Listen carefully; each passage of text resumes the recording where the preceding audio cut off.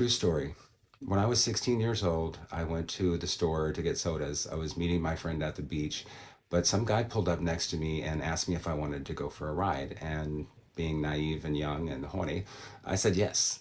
I got in his car. We drove off behind some buildings in an alley. It was real shady. And he just basically serviced me. And when it was over, he handed me $9. I was like, "What's this for?" And he's like, "Well, that's for your time."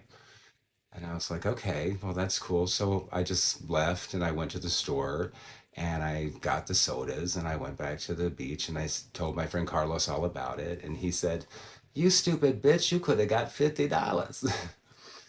I was like, $50? Really? Hmm. So, being on my own in Chicago, 16 years old, jumping from sugar daddy to sugar daddy already at such a young age, I understood the value of money and I quickly understood the value of my body on the streets. And Carlos would go out with me most of the time and he would facilitate this. He was like my second pimp. If anybody was trying to pick me up, he would let them know that he carried a baseball bat and that if they didn't have me back at a certain time, he'd be looking for them. Carlos was only 2 years older than me. He was streetwise beyond his years. We're still friends. We're not as close as we used to be, but he always looked out for me. I tried to get out of it. I really did, but there was no job I could get at 16, and nobody was going to hire a kid. And my sugar daddies were just not long-lasting relationships. So I ended up on the streets a few times.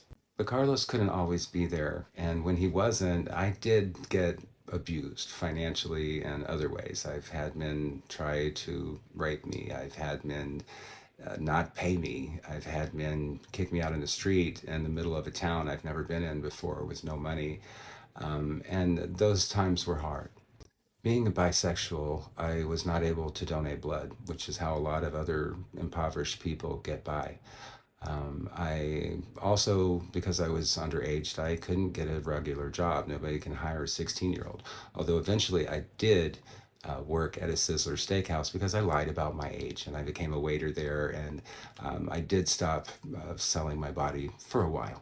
Ultimately, I ended up becoming a stripper and a porn star. And I'll tell you more about that later, as well as the fact that I married a 32-year-old woman when I was only 15 years old. Stay tuned to my channel. My true life stories will blow your mind, and they're absolutely 100% true.